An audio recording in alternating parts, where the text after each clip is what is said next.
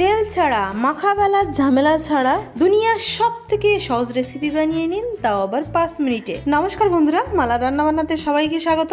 কম সময়ে খুবই স্বাস্থ্যকর একটা রেসিপি। বন্ধুরা, ভিডিওটি খুবই অল্প সময়ের ভিডিওটি শেষ অবধি আমার সাথে থাকবেন। তাহলে চলুন রেসিপিটি শুরু করি। রেসিপিটি বানানোর জন্য আমি এখানে 1 কাপ ময়দা নিয়ে নিলাম, স্বাদ মতো লবণ দিয়ে দিলাম। এবারে 1 কাপ জল নিয়েছি, দেখি জলটা কতটা লাগে। জলের হিসাবটা আমি মাখানোর পরেই বলবো। তো বন্ধুরা, এখানে আমি 1 কাপের অর্ধেকটা জল ঢেলে দিলাম ময়দার মধ্যে। প্রথমে আধা কাপ জল দিয়ে ময়দাটাকে ভালো করে গুলে নিই, বাকি যে অর্ধেকটা জল ছিল সেটাও ঢেলে দিলাম। এবারে ভালো করে একটু গুলে নেব। বেটারটা কিন্তু এখনো অনেকটা গাঢ় আছে, সেই কারণে আমি এখানে আরো আধা কাপ জল নিলাম, কিন্তু আধা কাপের অর্ধেকটাই জল কিন্তু আমি ময়দার মধ্যে ঢেলে দিলাম। এবারে খুব ভালো করে গুলে নেওয়ার পরে বেটারটা কিন্তু একদম পারফেক্ট হয়েছে। আর এই বেটারটা কিন্তু ঠিক এরকমই হবে। এখানে জলের হিসাব করলে আমি কিন্তু 1 কাপ আর 1/4 কাপ আমি জল এখানে ব্যবহার করি। এবারে পরের কাজটি হলো, এখানে গাজর, পেঁয়াজ, শসা, লঙ্কা কুচি করে নিয়েছি। এই কাজটা আমি আগে থেকে করে রেখেছি। এর মধ্যে একটু লবণ দিয়ে আমি সবজিগুলোকে মেখে কিছুক্ষণের জন্য রেখে দেব। আমি এখানে একটা বাটিতে 3টে ডিম ফাটিয়ে নিচ্ছি।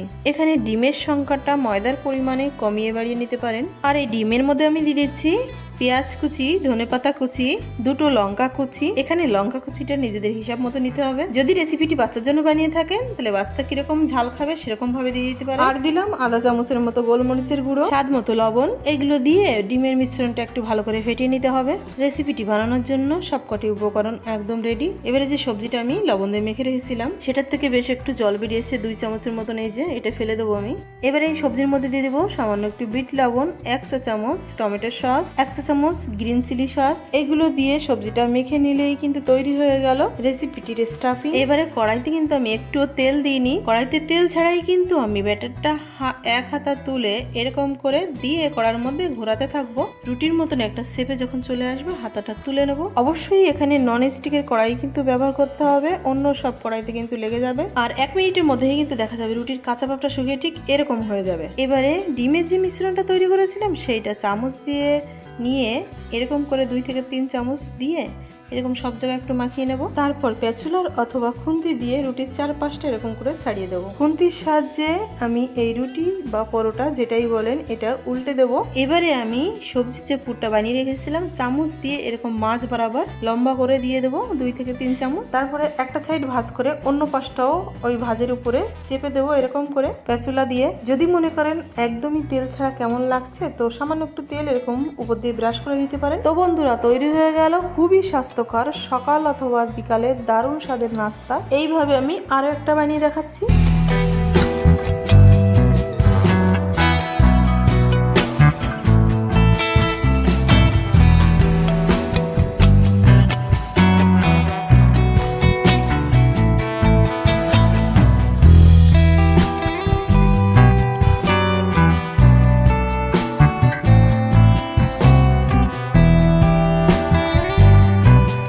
আমার কিন্তু এখানে 1 কাপ ময়দা আর 3টে ডিমে 8টা রেসিপি হলো। তো বন্ধুরা, মাখামাখি বেলাবেলির ঝামেলা ছাড়াই যে এমন সুস্বাদু নরম তুলতুলে রেসিপি বানানো যায় ভিডিওটি দেখে আশা করি বুঝতে পেরেছেন। আর ভিডিওটি আশা করি সকলের কাছে ভালোও লেগেছে। ভিডিওটিকে একটা লাইক করে কাছের মানুষগুলোর সাথে শেয়ার করে দেবেন। চ্যানেলে নতুন বন্ধু হয়ে থাকলে চ্যানেলটিকে সাবস্ক্রাইব করে পাশে থাকা বেল আইকন ঘন্টিটা টাচ করে রাখবেন, তাতে করে আমার ছাড়া রেসিপি ভিডিও সবার আগে আপনি দেখতে পারবেন। শেষ পর্যন্ত আমার সাথে থাকার জন্য অসংখ্য ধন্যবাদ। খুব ভালো থাকবেন, সুস্থ থাকবেন।